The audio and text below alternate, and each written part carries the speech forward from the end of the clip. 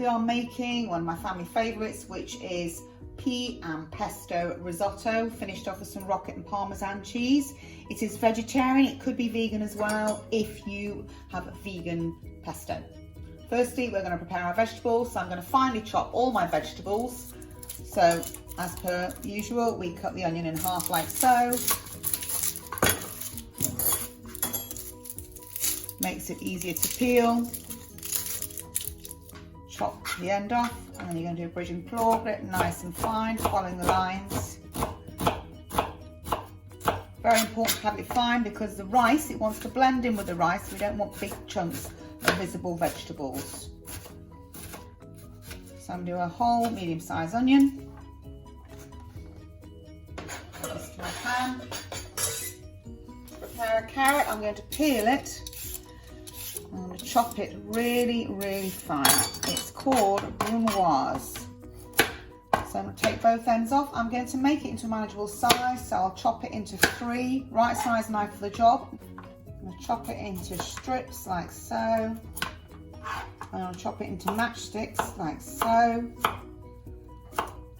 Bridge and claw grip, and then I'm going to chop it up nice and fine like so. I'm going to prepare my celery. Celery gives it a really good flavour. Onion, carrot and celery are base flavours for lots of stocks and risottos. I'm going to chop it nice and finely as well. You don't have to have celery in it. I know some people can be allergic to it and some people don't particularly like it, but it does give a nice flavour, particularly when it's cooked down. So I'm going to put some garlic in there. I'm just going to put 1 large clove in.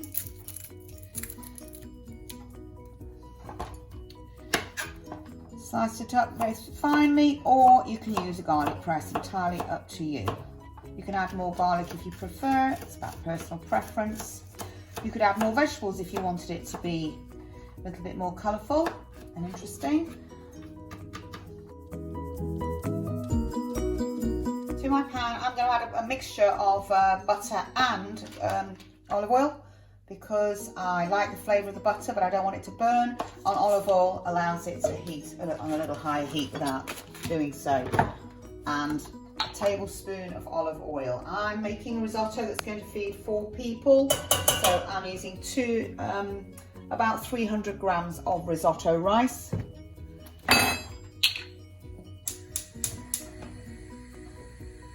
Put it on a low heat and saute it, which is to soften without colouring, for about 10 minutes. Prepare our stock for our risotto. I've boiled the kettle and I've put a stock cube in there, vegetarian one. And I'm going to do 4 times the amount of water to the amount of rice. So I've already calculated out how much water I need, and I need a jug, almost 2 full jugs of water for the amount of rice I'm using. Now I've measured out my rice. I've got 100 grams of rice in here. I'm going to use 3 cupfuls of this. So they're going to be added to my vegetables. So I've added my rice. I'm now going to coat my rice with the lovely sauteed vegetables. So it infuses with all the lovely flavours. And I'm just going to leave it a minute on the heat to absorb some of these flavours before I start adding my stock gradually. I'm going to add half the first jug of stock to my rice.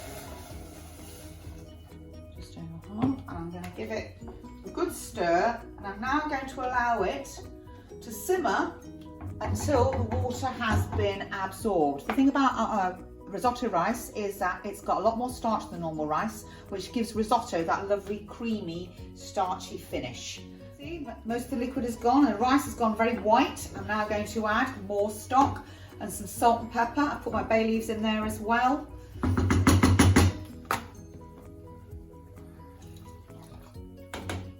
Okay, now it's absorbed all the water. I've actually only added 1.2 litres of hot stock because it was ready before I'd added all of it. So just use your common sense to taste it before you add the final bit of water. Taste your rice to make sure it's still got a bit of a bite, because that's what you want. You want it al dente. Now into that, I'm going to add my 200 grams of peas. I've got frozen petit pois. They don't really need to be cooked. The heat of the risotto will defrost them, and then I'm going to add some Parmesan cheese. Now I actually cheat and use Grana Padano. You'll see this in the shop next to Parmesan. It's a lot cheaper than Parmesan and it does just as good a job. So I've got about 50 grams of finely grated, and then I'm going to add half a jar of pesto.